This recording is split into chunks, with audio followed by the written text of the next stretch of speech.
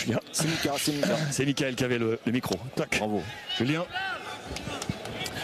Waouh. Waouh. Waouh. Bon, je revois encore les sprints là, aller-retour là sur le côté, la petite biscotte prise. Bon, comment on vit ça là? Comment on vit ce match là, Julien? Bah, on le vit pleinement. Voilà, alors bon, on passe par beaucoup de sentiments dans un match comme ça. Il faut avouer qu'on a été dominé pendant toute la première mi-temps, le début de la deuxième. Puis je pense qu'à partir de la 60e minute, on a réussi à équilibrer les choses. Je crois que les entrées nous ont fait aussi beaucoup de bien, nous ont apporté beaucoup de dynamisme.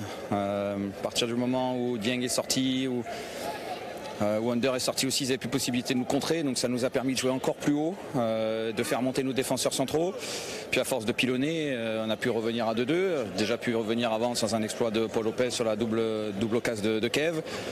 Voilà, on passe par tous les sentiments, bien sûr qu'à la fin il y a beaucoup de joie, il y a un sentiment fort parce que dans notre situation, arracher les choses comme ça au mental, mais aussi avec à la fin sur les 25 dernières minutes de la qualité dans les mouvements, parce que les situations on se les est créées, il a fallu déséquilibrer cette équipe-là qui s'est recroquevillée, on a eu les occasions, voilà, bravo aux joueurs pour cette réaction, mais on a aussi conscience des progrès qu'on a encore à faire, notamment en première mi-temps sur les errements défensifs qu'on a eu. Il y a eu beaucoup trop d'espace pour Marseille pour pouvoir évoluer, que ce soit dans la profondeur ou dans l'interligne entre nos milieux et nos défenseurs.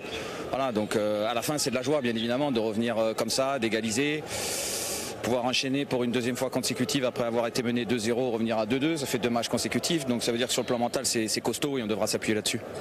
Ouais, coach, ce que je trouve paradoxal, c'est que vous faites une première mi-temps où vous pouvez être mené presque même 3 voire 4 s'ils sont vraiment efficaces, et au final derrière vous arrivez à revenir, et mentalement je sais pas ce qui s'est passé, hein. On te voit, tu lâches jamais rien, alors ça entraîne l'équipe. Je pense que c'est un message positif quand même pour la suite, hein, tout simplement. Ouais, de toute façon ça, moi je suis comme ça, faut jamais rien lâcher, voilà, faut jamais rien lâcher. Je sais que le groupe a un problème de confiance, et c'est ce qui explique aussi grandement les difficultés qu'on a sur le début du match et notamment sur la première mi-temps.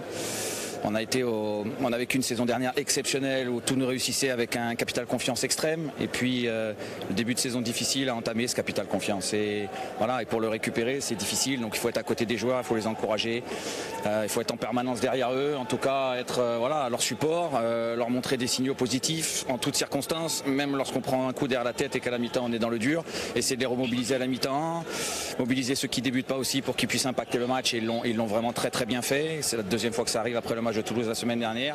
Voilà, et c'est que comme ça qu'on renversera les choses de manière positive. Julien, bravo. Et merci d'être passé à notre micro pour cette joueur surtout. Bravo et merci infiniment d'être passé dans ce moment-là.